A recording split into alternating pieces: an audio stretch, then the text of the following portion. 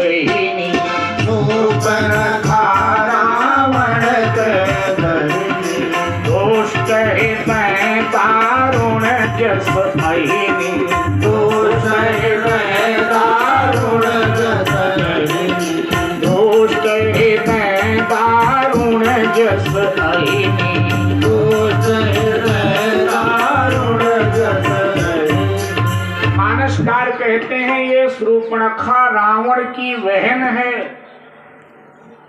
देखो किसी भी नारी का चार परिचय होता है कि फला की बेटी है, फला की बहन है, फला की माँ पत्नी है और फला की माँ है।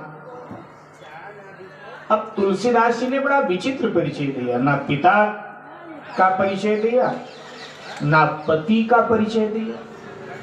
परिचय किसका दिया? भाई का, कि रावण की बहन है। मेरे भाई बहन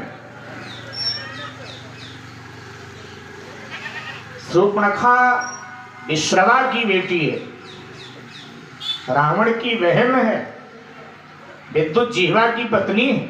इसके पति का नाम था विद्युत जीवा, पाताल लोक का राजा था और रावण से भी आगे निकल रहा था। रावण को लगा कि इसको मिटा देना चाहिए और रावण ने अपने बहनोई का सोता हुआ सर काट लिया, मार डाला। तो शूर्पणखा ने कहा, रावण तूने मुझे विधवा बनाया है, लेकिन मैं प्रतिज्ञा करती हूं लंका के हर नारी को विधवा बना दूंगा। और ये कहकर निकल पड़ी।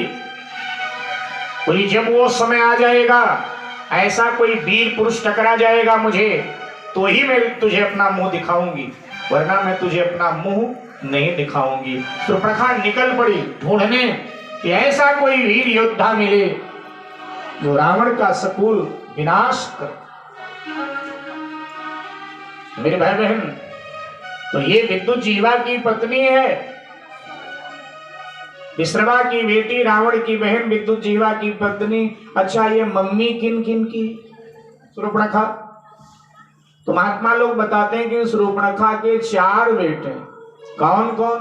तो सुनो, शूर्पणखा के 4 कुमारा, शूर्पणखा के 4 कुमारा, खटमल चीलर मसक जुआरा, खटमल चीलर मसक जुआरा, शूर्पणखा के 4 कुमारा, शूर्पणखा के 4 कुमारा। तो शूर्पणखा इन 4 लोगों की मम्मी है। किन किन की? खटमल। खटमल जानते हैं आप सब? जानते होंगे ना, चारपाई में कीड़ा होता है काला काला। खटमल को जन्म शूर्पणखा ने दिया। खटमल और चीलर पहले नेपाल के लोग भारत में जब आए ना, अब तो साफ सुथरे हो गए सर, लेकिन पहले देखा जाता था नेपाल के लोग भारत आए तो नहाते तो थे ही नहीं। सर्दी में 10-10 दिन 20-20 दिन, कई तो महीनों नहीं नहाते थे। तो उनके कपड़े में एक प्रकार का कीड़ा पाया जाता था, कपड़ों में, उसको चीलर बोलते हैं उर्दू भाषा में। तो खटमल, चीलर और मच्छर इनकी मम्मी है शूर्पणखा। और जूं, जो बालों में केशों में पाए जाते हैं जूं, तो इनकी शूर्पणखा मम्मी है। शूर्पणखा के 4 कुमारा, शूर्पणखा के 4 कुमारा, खटमल चीलर मसक जुआरा, खटमल चीलर मसक जुआरा, पंचवटी सो कई अखबारा, पंचवटी सो कई अखबारा, देख बिकल भई राजकुमारा, देख बिकल भई राजकुमारा। ऐसी शूर्पणखा एक दिन पंचवटी के तरफ गई और जैसे उसने श्री राम लक्ष्मण को देखा तो बेचैन हो गई उनके सौंदर्य को देखकर। लक्ष्मण उधर थे, श्री राम इधर थे। देखा तो बेचैन। और सोचने लगी दोनों में से कोई भी मिल जाता तो बात हमारी बन जाए। तो पहले भगवान के पास गई और भगवान के पास सुंदर रूप बना, राक्षसी है ना लेकिन सुंदर रूप बना दिया, रुचिर रूप धरी प्रभु कहीं आई, सुंदर बन गई, कुरूप थी लेकिन स्वरूपवान माया से, राक्षसी माया से बन गई। अच्छा, शूर्पणखा जीवन की वासना है। तुलसीदास जी कहते हैं वासना जब आती है तब सुंदर ही बनकर आती है, लेकिन जब जाती है तो परिणाम बड़ा भयंकर दे करके जाएगा।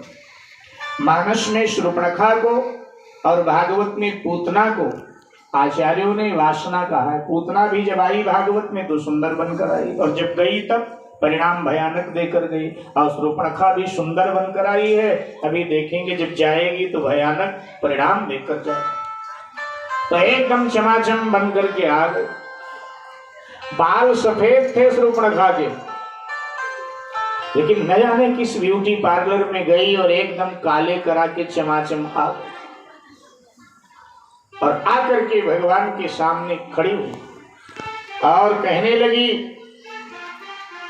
तुम जैसा कोई पुरुष नहीं सृष्टि में। ये तो बात ठीक है, राम जैसा कौन हो सकता। तुम जैसा कोई पुरुष नहीं सृष्टि में, राम जैसा चरित्रवान कोई पुरुष नहीं, ये बात तो ठीक है। लेकिन कहती है न मुझ सम नारी, और मेरे जैसी कोई नारी नहीं। अगर दूसरे अर्थ में ले तो ये भी ठीक है, क्योंकि राम जैसा चरित्रवान कोई पुरुष नहीं है, शूर्पणखा जैसी चरित्रहीन कोई नारी नहीं। कहती है न तुम जैसा कोई पुरुष, न मुझ जैसी कोई नारी।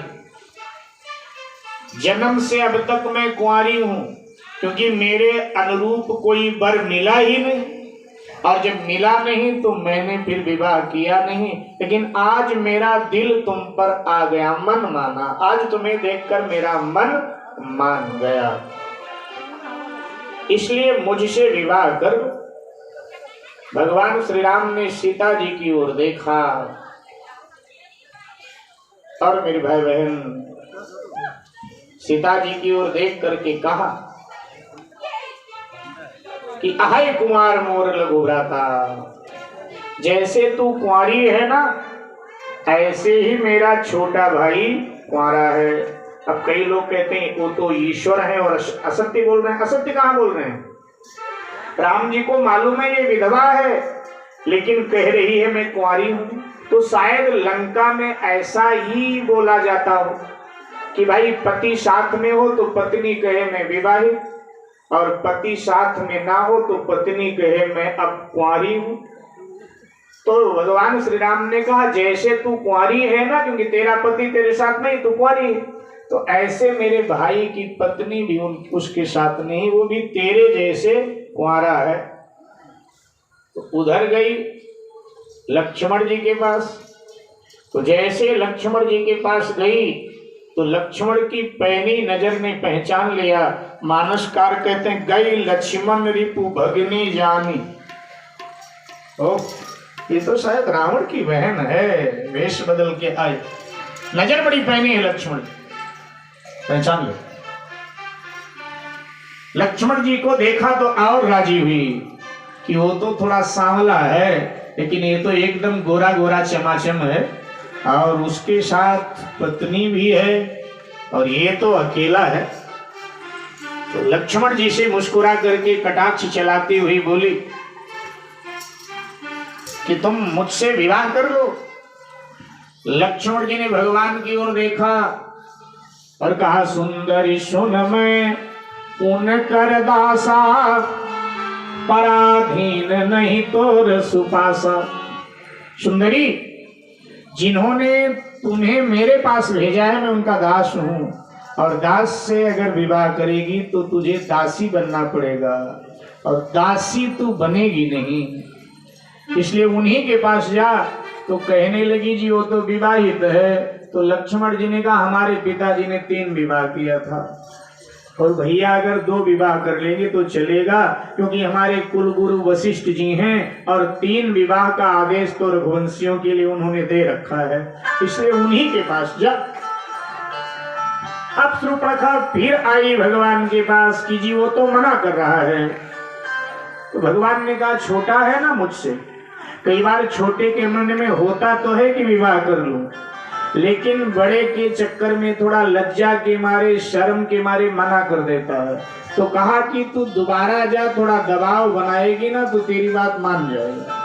और शूर्पणखा ने आकर दोबारा जैसे लक्ष्मण जी पर दबाव बनाया तो लक्ष्मण जी अपने रुतबे में आ गए, हुंकार मारने लगे, क्रोध में भर गए। बोले पापिनी, तू भारत की नारी तो लग रही है, हमारे भारत की नहीं हो सकती, हमारे भारत की नारियां ऐसी नहीं होती हैं। तो कोई विदेश की है और यह है कहां की? भारत की है क्या?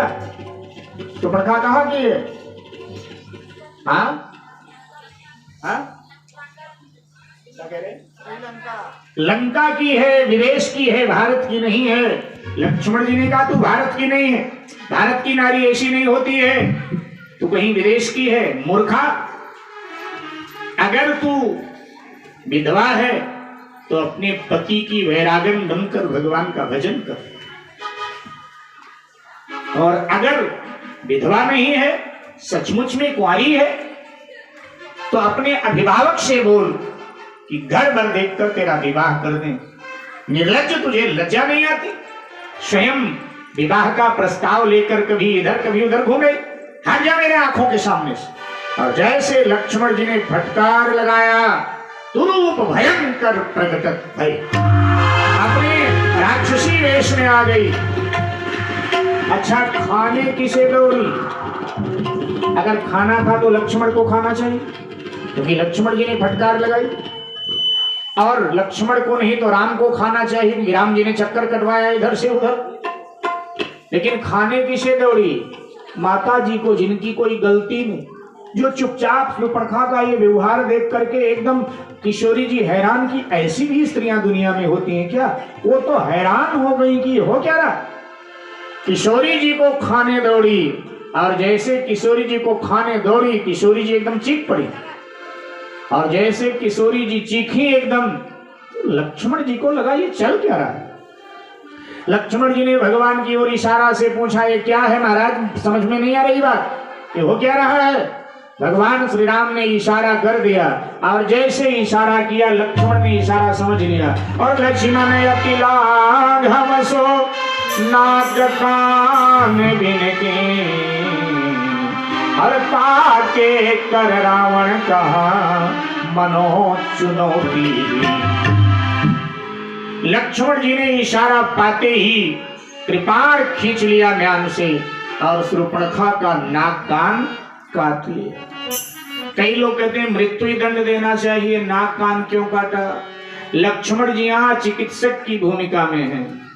कोई मर्ज शरीर में हो जाए तो चिकित्सक व्यक्ति को नहीं मारता है, ऑपरेशन करके उसका रोग नष्ट कर देता है।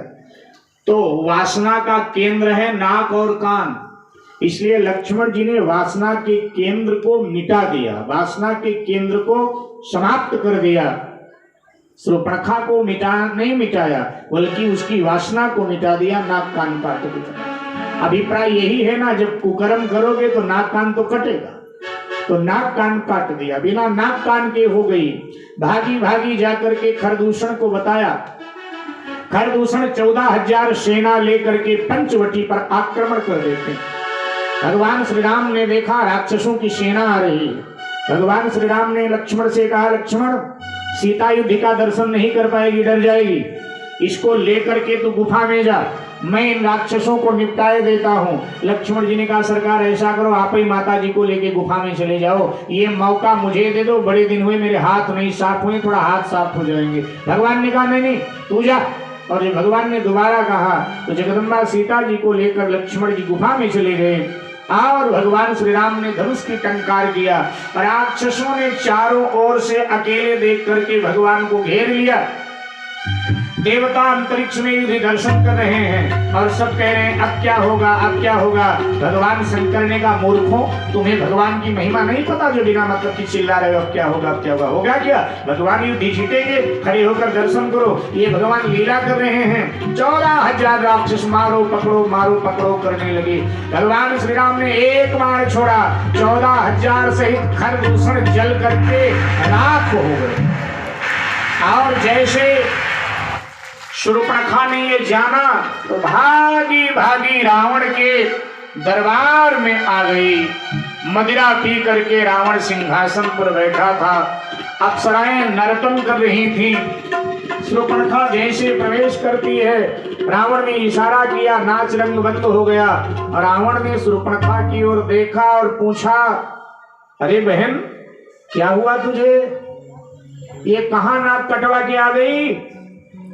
तो शूर्पणखा कहती है कि भैया दो भाई राम लखन उस दंडक वन में आए हैं, उस दंडक वन में आए हैं, उस दंडक वन में आए हैं। हमरा एक सीता नारी सुकुमार साथ में लाए हैं, सुकुमार साथ में लाए हैं, सुकुमार साथ में लाए हैं। बातें हैं बहुत लड़ाके हैं, गोया शमशीर उन्हीं की है, गोया शमशीर उन्हीं की है, गोया शमशीर उन्हीं की है। वह दंडक वन में रहते हैं, मानो जागीर उन्हीं की है, मानो जागीर उन्हीं की है, मानो जागीर उन्हीं की है। मेरी तो नाक गई सो गई, पर अपनी नाक संभालो तुम, पर अपनी नाक संभालो तुम, पर अपनी नाक संभालो तुम। जग में जब ऊंची नाक नहीं तो नकटा नाम धरा लो तुम, तो नकटा नाम धरा लो तुम, तो नकटा नाम धरा लो तुम, तो नकटा नाम धरा लो तुम, तो नकटा नाम धरा लो तुम, तो नकटा नाम धरा लो तुम, तो नकटा नाम धरा लो। आ गया नाक में दम मेरा, आ गया नाक में दम मेरा, नाकारे तेरी दुहाई है, और भगनी की नहीं हंसी है ये, भाई की लोक हंसाई है, भाई की लोक हंसाई है, भाई की लोक हंसाई है। भगनी की नहीं हंसी है ये, भाई की लोक हंसाई है, भाई की लोक हंसाई है, भाई की लोक हंसाई है। कहती है अयोध्या नरेश चक्रवर्ती सम्राट महाराज दशरथ के पुत्र श्री राम लक्ष्मण इन दिनों पंचवटी में रह रहे हैं। उनके साथ एक अति सुंदर स्त्री है जिसका नाम सीता है। मैं उधर गई थी घूमती हुई जल पीने के उद्देश्य से। छोटे तपस्वी ने मुझे देखा तो कहने लगा कि मुझसे विवाह कर ले, और मैंने जैसे कहा कि मैं रावण की बहन हूं, उस छोटे तपस्वी ने मेरी नाक कान काट लिया। रावण ने कहा खरदूषण के पास नहीं गई क्या? बोली गई। फिर क्या हुआ? खरदूषण ने 14,000 सेना लेकर आक्रमण कर दिया पंचवटी पर, लेकिन बड़े वाले तपस्वी ने एक ही बाण में 14,000 सेना सहित खरदूषण का काम तमाम कर दिया। रावण ने जैसे इतना सुना तो भीतर तो भय से कांप उठा, लेकिन बाहर से बहुत कुछ बोला। चिंता न कर, इस अपमान का बदला उन वनवासियों से मैं अवश्य लूंगा। ये धराधाम पातालनाथ मेरे पिनाकने जीते हैं, ऐसे मेरे बाघ और बकरी जल एक घाट पर जल एक घाट पर जीते हैं, जल एक घाट पर जीते हैं, जल एक घाट पर जीते हैं, जल एक घाट पर जीते हैं, जल एक घाट पर जीते हैं, जल एक घाट पर जीते हैं। मैं चला नाथ की सीधे अभी, मैं चला नाथ की सीधे अभी, नाके पर उनको पकड़ूंगा, तेरी आंखों के आगे ही दोनों के नाक रगड़ दूंगा।